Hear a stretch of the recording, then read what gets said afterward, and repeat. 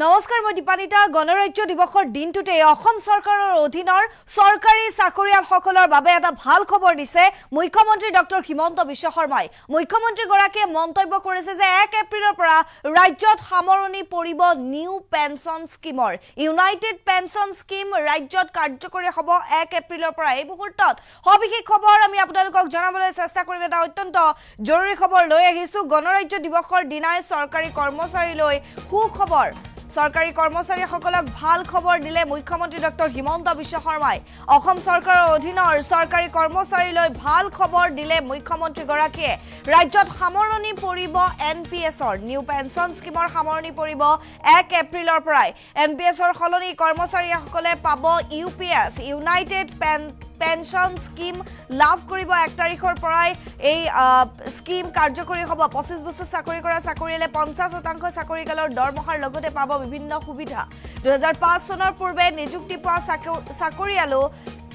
এইবাৰ old pension স্কিমত অন্তৰ্ভুক্ত হ'ব বুলি জানিব পৰা গৈছে নিৰাশাৰ পৰিৱৰ্তে আশাৰ সঞ্জীৱনী সুধা অনাৰ প্ৰতিশ্ৰুতি আজিৰ দিনটোতে মুখ্যমন্ত্ৰী গৰাকীয়ে দিছে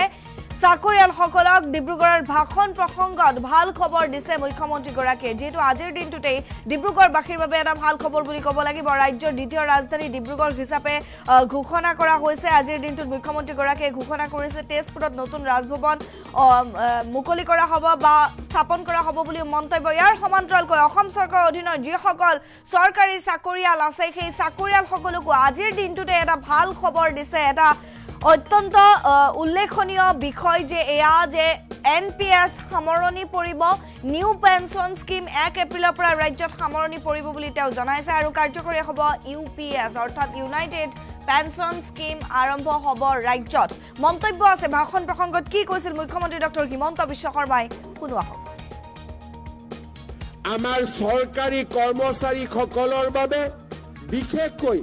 নতুন সাম সৰকাৰি কৰ্মচাৰী সকলেৰ বাবে নিউ পেনশন স্কিমে কৰবাত নহয় কৰবাত সন্দেহৰ সৃষ্টি কৰি আহিছিল এই বছৰ 1 এপ্ৰিলৰ পৰা আমি আমাৰ অসমৰ চৰকাৰী কৰ্মচাৰী সকলৰ বাবে নিউ পেনশন স্কিমৰ সামৰণি মাৰি United pension scheme UPS scheme আমি আৰম্ভ কৰিব বিচাৰিছো যাৰ জৰিয়তে 25 বছৰ কাম কৰা সৰকাৰি কৰ্মচাৰী সকলে নিশ্চিতভাৱে তেওঁলোকে 50% চাকৰি কালৰ দৰমহা 50% ডিয়াৰনেছ এলাউন্সৰ সৈতে লাভ কৰিবলৈ সক্ষম হ'ব অসমৰ চৰকাৰী কৰ্মচাৰী সকলক মই আৰু এটা সুখবৰ আজি দিব বিচাৰিছো 2005 চনৰ আগতে যিসকলৰ নিযুক্তিৰ প্ৰক্ৰিয়া আৰম্ভ হৈছিল কিবা কাৰণত নিযুক্তিৰ প্ৰক্ৰিয়া 2005 লৈ গুচি গল তেওঁলোকে ওল্ড পেনশন স্কিমৰ জাগাত নিউ পেনশন স্কিমৰ অন্তৰ্ভুক্ত হ'বলগীয়া হৈছিল কাৰিকৰী অসুবিধা পিছপেলাই মই তেনে চৰকাৰী কৰ্মচাৰী সকলকো যাৰ নিযুক্তিৰ প্ৰক্ৰিয়া 2005 চনৰ আগতে আৰম্ভ হৈছিল তেনে চৰকাৰী কৰ্মচাৰী সকলকো ওল্ড পেনশন স্কিম বা ওপিএছৰ ভিতৰলৈ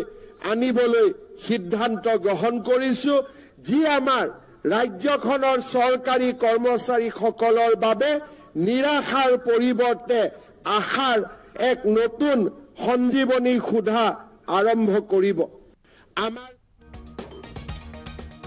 আৰু এয়া আছিল মুখ্যমন্ত্ৰী ডক্টৰ হিমন্ত বিশ্ব শৰ্মাৰ মন্তব্য ভাষণ প্ৰসংগত তেনেধৰণে মুখ্যমন্ত্ৰী গৰাকীয়ে কৈছে যে ৰাজ্যত 1 এপ্ৰিলৰ পৰা সামৰণি পৰিব নিউ পেনশন স্কিমৰ এপ্ৰিলত সামৰণি পৰিব ৰাজ্যত এনপিএছৰ 25 বছৰ কাম কৰা চৰকাৰী চাকৰিয়ালে বা চৰকাৰী কৰ্মচাৰীয়ে লাভ কৰিব দৰমহাৰ 50% পেনশন গণৰাজ্য দিৱসৰ দিনাই চৰকাৰী কৰ্মচাৰীসকলক ভাল খবৰ দিছে মুখ্যমন্ত্ৰী ডক্টৰ হিমন্ত বিশ্ব শৰ্মাই জাপান ভ্ৰমণ কৰি আহি এনেধৰণে মুখ্যমন্ত্ৰী গৰাকীয়ে আজিৰ দিনটোত গণৰাজ্য দিৱসৰ দিনাই ডিব্ৰুগড়ত পতাকা উত্তোলন কৰি কেইবাটাও বিশেষ মন্তব্য কৰিছে মুখ্যমন্ত্ৰী গৰাকীয়ে আৰু তেওঁ জনাইছে যে 1 এপ্ৰিলৰ পৰা সামৰণি পৰিব নিউ পেনশন স্কিমৰ অসম চৰকাৰৰ অধীনৰ চাকৰিয়ালসকলৰ বাবে ভাল খবৰ এনপিএছৰ খলনি আৰম্ভ হ'ব ইউনাইটেড পেনশন স্কিম কোন চৰকাৰী কৰ্মচাৰী কৰ্মচাৰীয়ে 50% পেঞ্চন লাভ কৰিব চৰকাৰী কৰ্মচাৰীয়ে 50% ডিএও লাভ কৰিব তাক লৈ মুখ্যমন্ত্ৰী গৰাকীয়ে মন্তব্য কৰিছে আমি জনাই আছো গণৰাজ্য দিৱসৰ দিনটোতেই চৰকাৰী কৰ্মচাৰীসকলক ভাল খবৰ দিছে অসম চৰকাৰৰ অধীনৰ চৰকাৰী কৰ্মচাৰীলৈ সুখবৰ দিছে মুখ্যমন্ত্ৰী ডক্টৰ হিমন্ত বিশ্ব শৰ্মাই ৰাজ্যত সামৰণি পৰিব নিউ পেঞ্চন স্কিমৰ ইতিমধ্যে দেশৰ ভিন ৰাজ্যত এই ওল্ড পেঞ্চন স্কিম আৰু নিউ পেঞ্চন স্কিমক লৈ যি প্ৰতিবাদত বহা দেখিবলৈ পোৱা গৈছিল বিৰোধী পক্ষই বিভিন্ন প্ৰতিবাদ সাব্যস্ত কৰিছিল বিশেষকৈ হিমাচল প্ৰদেশত এই পেঞ্চন স্কিমক লৈ এনপিএছ নিউ পেঞ্চন স্কিম আৰু ওল্ড পেঞ্চন স্কিমক লৈ সমগ্ৰ ৰাজ্য কপাই তুলিছিল প্ৰতিবাদকাৰীয়ে কিন্তু আজিৰ দিনটো এটা ভাল খবৰ বুলি ক'ব লাগিব 26 জানুৱাৰীতে মুখ্যমন্ত্ৰী ডক্টৰ হিমন্ত বিশ্ব শৰ্মাই অসম চৰকাৰৰ চাকৰিয়ালসকলক সুখবৰ দিছে যে নিৰাশাৰ পৰিৱৰ্তে এক আশাৰ সঞ্জীৱনী সুধা অনাৰ চেষ্টা কৰিছে মুখ্যমন্ত্ৰী গৰাকীয়ে ডিব্ৰুগড়ত তেওঁ কৈছে যে 1 এপ্ৰিলৰ পৰা ৰাজ্যত সামৰণি পৰিব এনপিএছৰ নিউ পেঞ্চন স্কিম সামৰণি হ'ব আৰু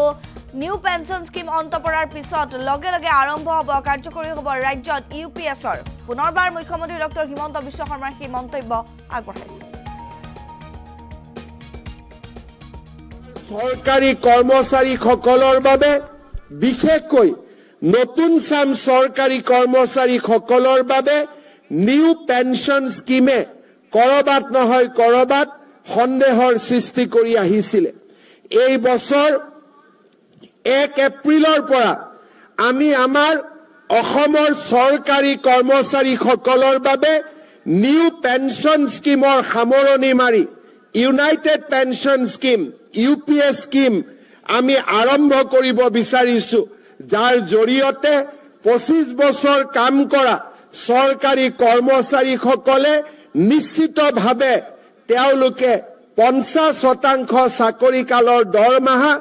50% ডিয়াৰনেছ এলাউন্সৰ সৈতে লাভ কৰিবলৈ সক্ষম হ'ব